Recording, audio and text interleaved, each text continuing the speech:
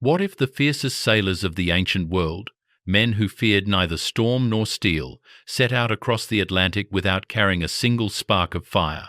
No flame to warm their hands, no hearth to gather around, only the endless dark and the breath of the frozen sea. Imagine it, an open longship, cutting through water as hard as glass, waves rising higher than the rooftops of villages, roaring and collapsing against the bow. The wind slashes like knives. The salt spray burns your eyes and clings to your beard until it freezes into brittle glass. Above you, the northern sky flickers green with the lights of the aurora, and below you, the ocean rolls black and bottomless. It is the 1st century of our era. Somewhere between Norway and Greenland, 20 men fight the North Atlantic in a vessel no larger than a city bus, a wooden skeleton held together by animal fat, pitch, and iron nails. There are no cabins, no shelters, no heated corners. Every inch of the ship is exposed to the rage of the world. There are no fires to cook food, no stoves to thaw fingers. The deck itself is the bed, the wind, the blanket, the ocean, their only constant companion. And yet, these men do not freeze, do not surrender.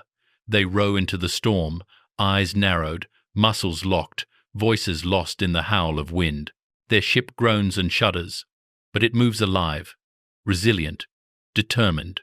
How could they survive such cruelty? How did the Vikings, the so-called iron souls of the North, cross entire oceans without the simplest comfort of warmth? To understand that, we must step into their world, a world built not on fire, but on endurance.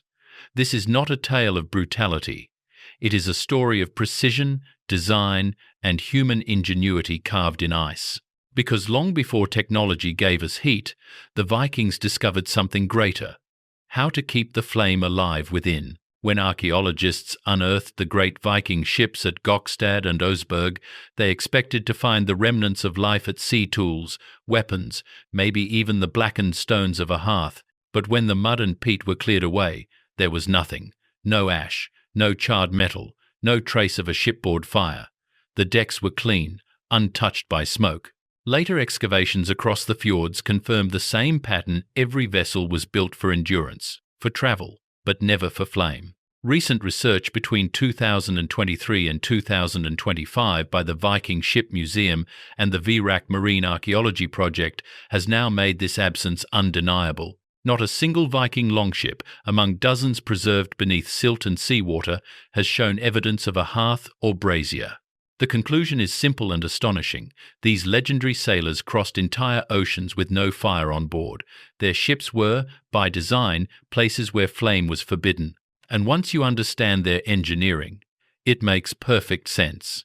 A Viking longship was a masterpiece of organic technology constructed in what is known as the clinker style, where overlapping planks of oak and pine were riveted together with iron nails. The seams were sealed with mixtures of animal fat and pine tar, the same substances that kept the sea from leaking through, but also turned every joint into kindling. The ropes were woven from flax, the sails from wool soaked in fish oil to repel water.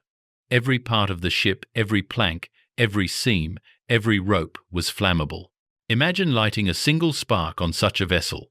A candle, a coal, even the faintest ember, carried by the wind, could drift across a tar-sealed board and ignite the entire hull. In the middle of the ocean, surrounded by nothing but freezing black water, fire wasn't warmth, it was death.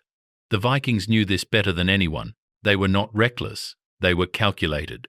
To sail without fire was not a failure of imagination, but a triumph of discipline and design. They feared flame more than they feared frost. They understood that survival meant not conquering the elements, but mastering restraint. So they made a vow written not in words but in centuries of practice: no open flame, ever at sea. The Vikings understood a truth that even modern explorers sometimes forget. Survival is not about changing the world around you, it's about changing yourself to meet it. Their philosophy was simple and profound. They didn't heat the ship, they heated the body. If fire was forbidden on the sea, then warmth had to come from within. Every man became his own furnace, every layer of clothing a piece of deliberate engineering designed to trap life against death. They began with the first skin, a base layer of fine wool spun so tightly it felt almost soft against bare flesh. This inner layer breathed with the body, drawing away moisture but holding heat close, the perfect balance between comfort and insulation. Over that came a second layer of coarse wool, thicker, heavier, and woven to repel water and block the wind. The fibers were twisted in patterns that forced rain to roll off rather than soak in. On top of everything, the outermost shield seal hide, reindeer fur, or even bear skin wrapped them in a barrier that turned back the cruelest northern gusts. Their boots were small miracles of practicality. Inside each, handfuls of dried grass were stuffed between the foot and the leather, a cushion, yes, but also a natural moisture absorber, keeping their skin dry even in freezing spray. The same kind of thought extended to the smallest details. Every cuff and collar was tied tight with waxed cord, sealing out the wind just as modern divers use neoprene to lock out the cold. There was no wasted motion, no wasted material. Everything on their body had a purpose. And this wasn't guesswork or primitive improvisation. The textiles discovered in the Oserberg burial site tell a different story of precision and mastery. Archaeologists found layers of wool, silk, and fur so carefully woven that they could have come from the hands of master tailors. These weren't rags of barbarians, they were the garments of engineers who understood the science of warmth centuries before the word insulation even existed. Wool itself was their secret weapon, the miracle material of the north. Unlike cotton, which dies in the wet, wool stays alive. Even soaked, its fibers trap tiny pockets of air that keep heat from escaping. It doesn't burn easily, it doesn't freeze solid, and it breathes with the skin. The Vikings wrapped themselves in it not by accident, but because it worked. It was, in every sense, the technology of their survival.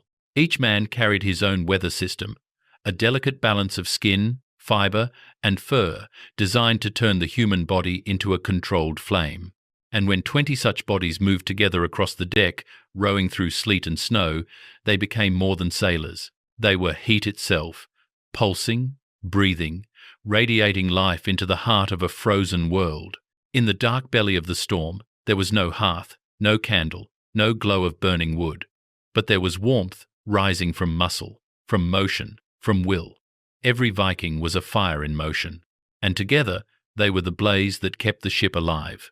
When night fell over the North Atlantic, the Vikings faced their greatest enemy, not the waves, not the wind, but the silence of cold that crept into every bone. On the open deck of a wooden ship, there was nowhere to hide from it. So they learned a truth born of necessity. One man alone would freeze, but 2 men together could live. Their rule was simple: 2 men, 1 fur-skin cocoon. They fashioned sleeping bags unlike anything else of their age, built from layers of sheepskin and wool, stitched with sinew and sealed tight with grease to make them nearly waterproof. Inside, the soft wool trapped air, while the outer hide blocked the wind and spray. When the ship anchored in calmer waters or found a brief shelter near a rocky shore, the men spread these cocoons across raised planks to stay above the damp deck. Then they dropped the lowest sail, letting it hang down over the sleeping area, transforming the longship into a low, canvas-covered den, a sail tent that caught and held what little warmth their bodies could produce. Inside that narrow space, darkness wrapped around them like a second skin. The air grew thick with breath and whispers, the faint rustle of wool against wool. Each exhale carried heat, and together 20 bodies could raise the temperature around them by 15, even 20 degrees Fahrenheit. It wasn't comfort, it was survival through cooperation, a kind of human engineering that turned brotherhood into technology. Imagine that moment. Frost glistening on the ship's edge, aurora lights rippling faintly above the cloud line. And beneath it all, 20 men pressed shoulder to shoulder, breathing in rhythm, their shared warmth forming an invisible fire that no storm could extinguish. They didn't win against the cold by conquering it, they overcame it by embracing each other.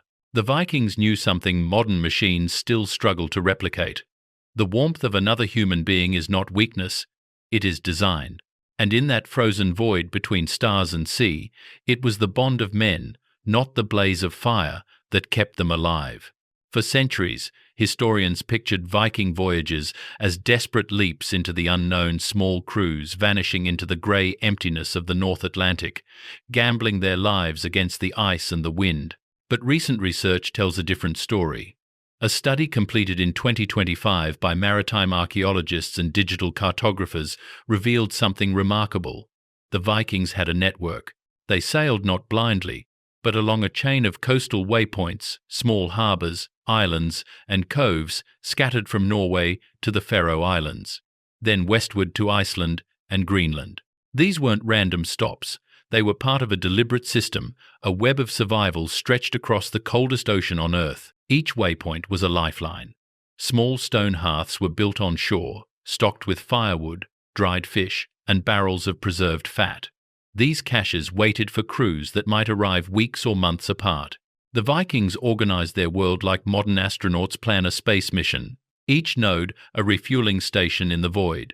Each voyage calculated to move from one safe harbor to the next. The North Atlantic, so feared by others, became a corridor of precision. A longship might carry no fire, but it carried efficiency. Their food was fuel lightweight, high in fat, resistant to rot. Dried cod and herring packed into tight bundles. Hard bread baked to last for seasons. Pouches of animal fat mixed with oats and berries, a kind of early energy bar dense enough to feed a man through an entire shift at the oars. Even their drink was engineered. Fermented whey or weak ale, liquids that wouldn't freeze easily and remained safe for months. Nothing they brought required cooking, nothing risked a spark. The genius of it all was in how naturally it fit the rhythm of the sea. When the storms rose, they didn't fight the ocean, they listened to it. They waited for breaks in the wind, moved when the currents called, rested when the weather commanded pause. To the Vikings, the sea wasn't an obstacle. It was a living map that guided them between waypoints. Their logistics were as disciplined as any modern expedition. Every voyage was planned like a campaign, not a gamble. Crews knew where to stop, when to resupply, and how to balance human endurance with natural timing. They weren't just surviving the North Atlantic, they were mastering it through design. This is what made the Vikings more than warriors or wanderers. They were engineers of existence, thinkers who practiced design thinking before the phrase ever existed. They optimized not just tools, but bodies. Not just ships, but systems. Their voyages were symphonies of biology, craftsmanship, and strategy, each part tuned to nature's tempo. They didn't fight against the cold sea, they moved with it, and that decision to adapt rather than resist was their greatest act of genius. The ocean did not break them, it carried them. What began as survival slowly became something deeper, a philosophy. Every choice the Vikings made, from their fireless ships to their layered garments, carried a quiet wisdom. They didn't conquer nature, they became part of it. Their rejection of fire was not simply a safety measure, it was a symbol of self-control, of understanding the boundaries between man and the world. To live without flame in a frozen sea required not only strength, but discipline, humility, and a rare kind of intelligence that could see danger and transform it into design. In their silence, the Vikings found mastery. To them, the cold was not an enemy to be destroyed, but a teacher to be learned from. The cold was their teacher, not their enemy. It demanded precision, demanded unity, demanded a balance that few other cultures ever achieved. Where others saw chaos, they found rhythm. Where others fought the storm, they learned to move with it. Their endurance was not defiance, it was harmony. Contrast that with us today. When we shiver, we reach for a switch. When the world feels harsh, we reshape it to our comfort. The Vikings had no switch, no technology to soften the edge of reality. So they turned inward. They built their comfort from courage, their warmth from will. While we warm our rooms, they warmed their souls. Through that act, they discovered something profound. To optimize the body is to elevate the spirit. By aligning with nature instead of resisting it, they turned survival into art. They didn't separate themselves from the world, they became its extension. Every heartbeat, every oar stroke, every breath of frozen air was part of the same system, a rhythm of coexistence rather than conquest. Picture them now under the endless sky. The aurora dances green above a black ocean. 20 oars rise and fall in perfect unison, frost gleams on their armor, and yet their eyes burn with quiet fire. They didn't cross in spite of the cold. They crossed because of it. The storm did not define them, it refined them. In surrendering to nature's power, they became stronger than nature itself. The Vikings did not triumph through brute force. They triumphed through design, through discipline, and through an unbreakable bond between men who trusted one another with their lives. Their ships were not just vessels of war or trade, they were symbols of human ingenuity. Every plank, every stitch of wool, every shared breath was part of a system built on precision and endurance. They mastered the cold, not by defeating it, but by designing their lives around it. Picture it now. 20 sailors beneath the aurora, their faces carved by frost and time. The green light of the northern sky ripples across the waves, painting their armor with fire that does not burn. Their oars rise and fall in rhythm with the sea, the sound of wood and water merging into a heartbeat older than memory. There are no torches, no hearths, no flicker of flame aboard that ship, only the steady glow within their eyes. They carried no flame, because the fire was inside them, and maybe that is what their story has to teach us. In a world where we can summon heat with the turn of a dial, where comfort comes at the press of a button, we've forgotten that the strongest warmth doesn't come from machines, it comes from within. Every time you twist a thermostat, think of them. Think of those sailors who faced the edge of the world and found a way to live without fire, because their will burned brighter than any torch. They didn't need warmth to survive. They became warmth. Join us at Prehistoric Shadows, where the forgotten ingenuity of the ancient world comes alive again, and where the quiet fire of human endurance still burns.